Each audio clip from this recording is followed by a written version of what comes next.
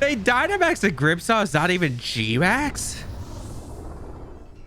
Oh, this game is looking like a lot of surprises right now.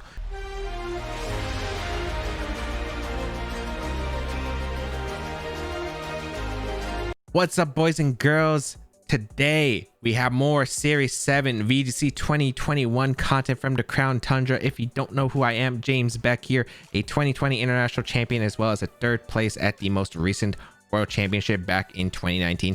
Here to bring another team with some fun action today. In the next couple days, we'll be exploring Thundurus incarnate form with Mamoswine, which I think is an insane duo. I think it's actually very underutilized right now. I think this combo is actually insanely good, but I won't be the judge of it. I will let you all be the judge of it. I'll be providing some stuff here today. Got a sample team right here, and yeah, I think the combo is really good. I'm not sure about the rest of the team. I think it's mainly a bit based off theory, but hey, I really think this combination is so good right now. I think it's a really good offensive combination, and I'm excited to try it out. If you haven't already, be sure to hit that subscribe button, even if you think you aren't, especially if you're new to the channel anyway. But if you think you're subscribed, just make sure you double check, because sometimes YouTube unsubscribes you from channels.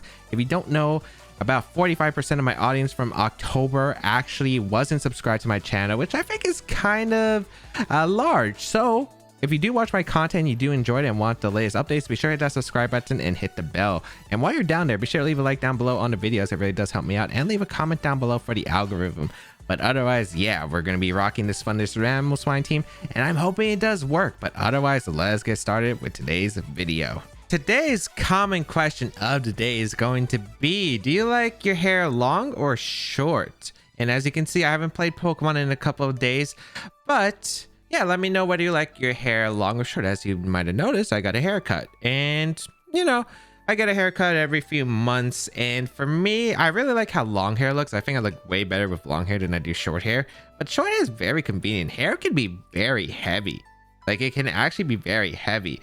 Wonder if it can be heavy enough to where your head can't support it. Well, maybe if you never cut it, and that would probably be a very awkward situation to think about. We have our first opponent of today, though, running a team of Regieleki, Kartana, Landispherian, the Galarian Moltres, Tapu Koko, and Heatran. So, you see, it can be very scary. We do have a Thundurus, though, and Thundurus is very good against my opponent's team. I mean, really good. Look at Thundurus plus Mamoswine. I really love the combination of Thundurus plus Mamoswine. It really just goes in on a lot of teams. There really isn't much that my opponent can do to pressure Thundurus plus Mamoswine. So you know what? We are going to lead Thundurus plus Mamoswine. The question is, what do I want to bring in the back? Nihilego looks pretty decent, especially because there's a Feeny. There is a Kartana too, which isn't exactly helpful.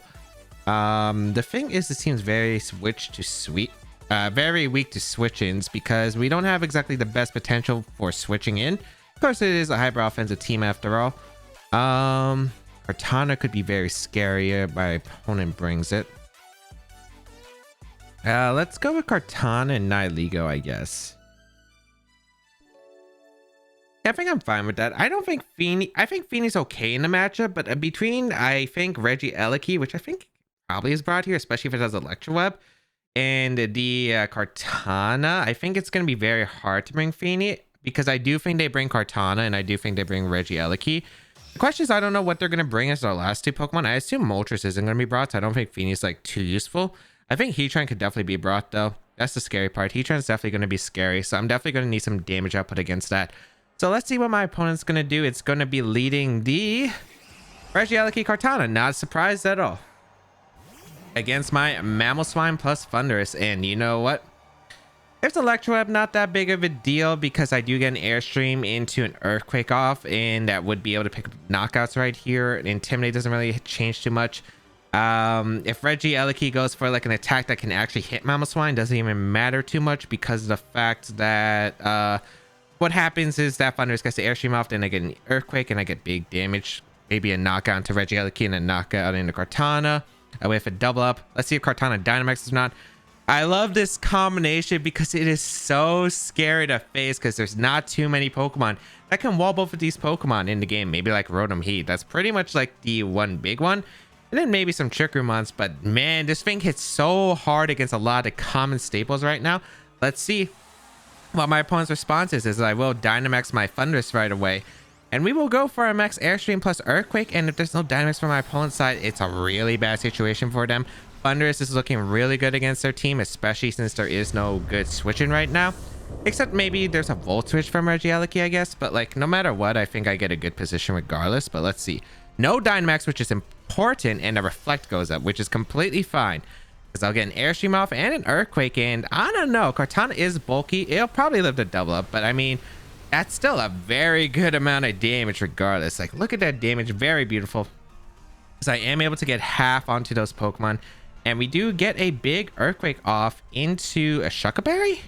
Oh, no. Just immune to Thundurus. Yep, nice Earthquake damage. Does that knock out the Regieleki? Regieleki goes down, which is very nice. No Electro Web Speed Control or anything. Leaf Blade going to come out into Mamoswine, but with that Focus Sash, able to survive. And my opponent, if I remember correctly, did not have any priority on the team. So I should be able to go safely for max Airstream, and then Mamoswine should be able to do a ton of damage. It does kind of suck that that Reflect did go up. But I don't think it's that big of a deal because I could probably sweep them before like it really matters too much. Here comes the Moltres coming out from my opponent's side. Okay. As I could Knuckle here. Knuckle into Crash.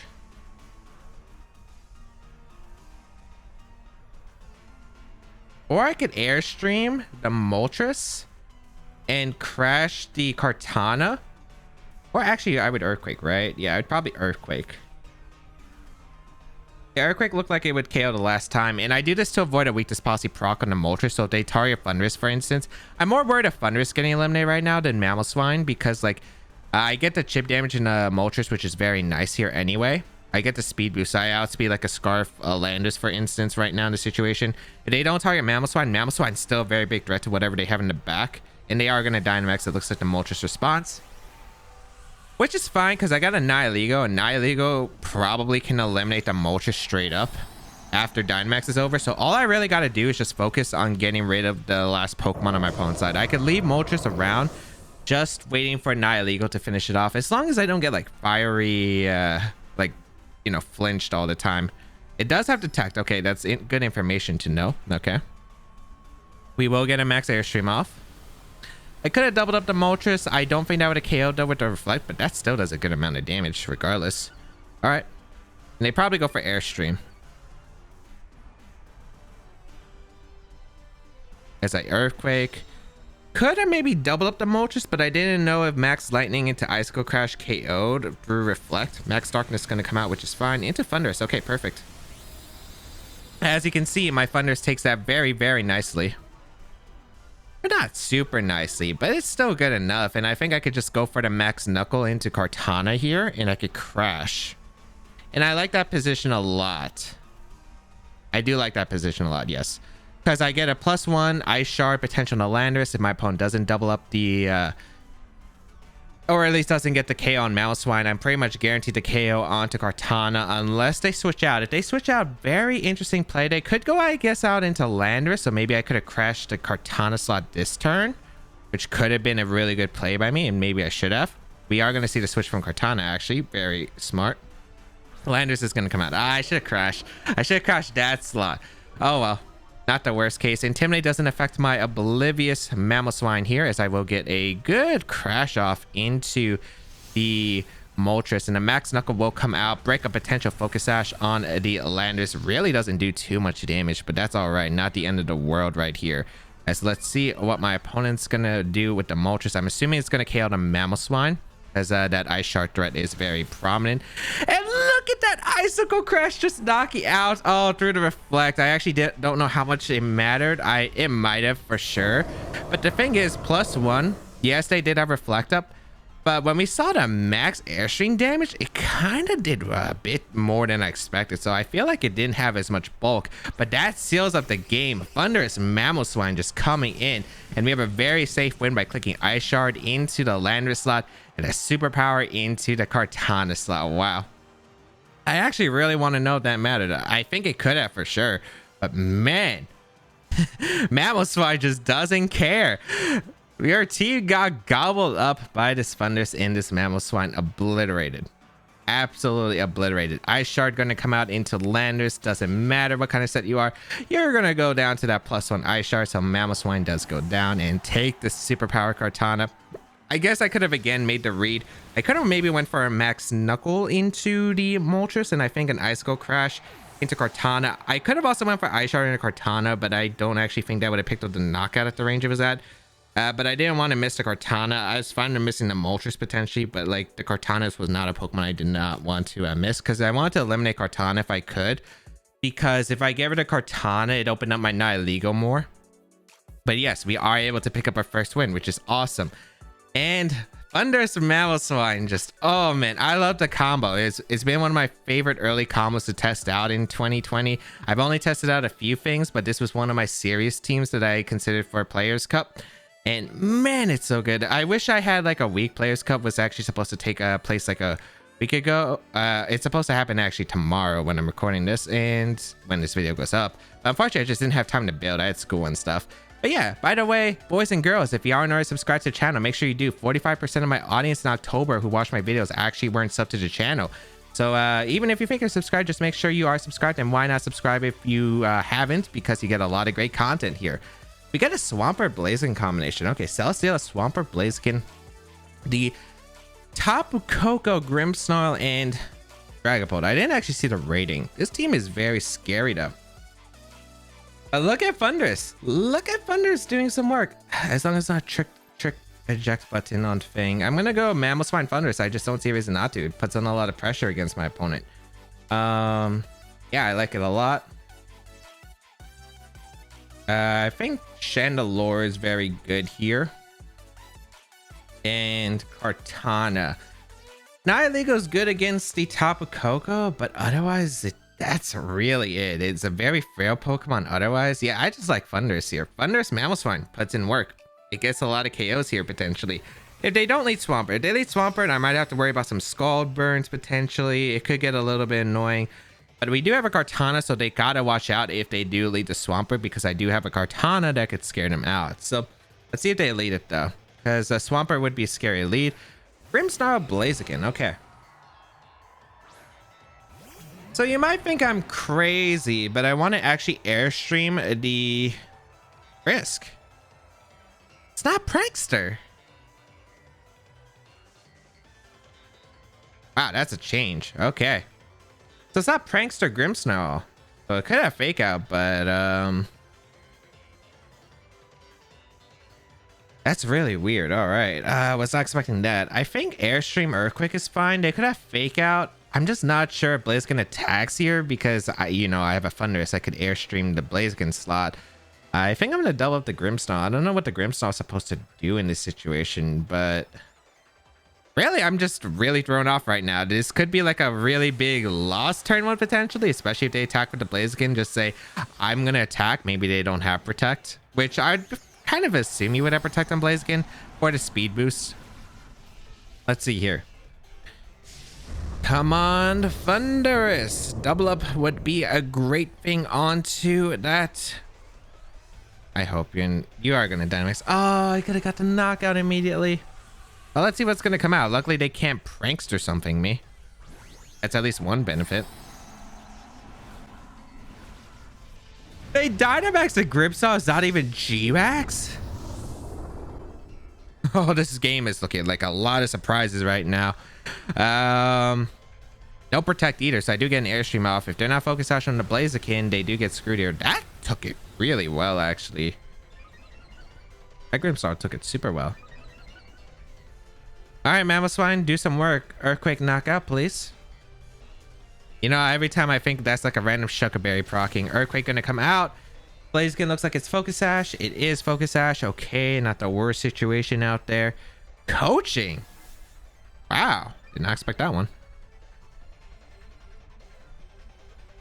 And a Max Knuckle. Okay, not too bad. All right, so Mamoswine gets broken down to its Focus Sash. Not that big of a deal. I could go for Airstreaming the Earthquake once again. I could also go for a Knuckle Crash, but I think it's very safe just to go for the Airstream here, so I don't have to worry about Speed Boost the following turns. And yeah, the Grimmsnarl is really weak, and in fact I might actually just like obliterate it right here with Earthquake and Airstream double up, because like I did like 60% last time, over 60% it looks like, and a double up looks like it will KO. Yeah, that was not something I expected. The Dynamax Grimmsnarl with the Koshi Blaziken, like what? All right, not what I expected at all, but hey, it works out for me because right here I should be able to get a double knockout potentially, unless you detect here, which is what you should. But that's fine. We have Ice Shard and we have +2 for a reason. So we'll Airstream again with our Thundurus. Let's see how much it does. Yeah, Earthquake should pick up the knockout that range, even with the +1 defense. Very just surprising, because Dynamax Grimmsnarl there. Interesting. But yeah, that definitely caught me off guard. We do get the Earthquake off, and that will be able to obliterate the Grimmsnarl. This team looks like it's got a lot of tricks up its sleeve. Eliminate the Grimmsnarl. We can Ice Shard the Blaziken the following turn. A very nice situation right here, as Thundurus is looking to be very threatening with a Max Knuckle, or maybe setting Max Lightning. Though Max Lightning doesn't even really affect this game at all. Maybe the Swampert comes in, which is fine because I'll go for Knuckle EQ. Celesteela. Maybe they're wide guard and they're trying to wide guard support. Like that's the thing. That's the reason why I would say you would bring it in here. Maybe, but even then, if you wide guard, you trade Celesteela for like protecting the Blaziken for 1 attack. It doesn't knock out the Thundurus. I mean, I'm just gonna Ice Shard and go for the Max Lightning here. It's a very safe play. Oh, they're gonna double out on Swampert. Good play. Okay, so they made a good bait here, but I still get a Pokemon count at the end of the day, so it's not that big of a deal. All right, so good. Bye, Blaziken. Blaziken goes down. Very nice. I do gotta watch out though, because the Celesteela is still very concerning. Yeah, Celesteela is still very concerning. Maybe I should have knuckled there, but I think it's fine regardless. Celesteela comes out. And yeah, I don't think it's too bad of a position here, realistically. I think I'm just going to go for the Protect with Thundurus, and I'm going to go for the Crash here.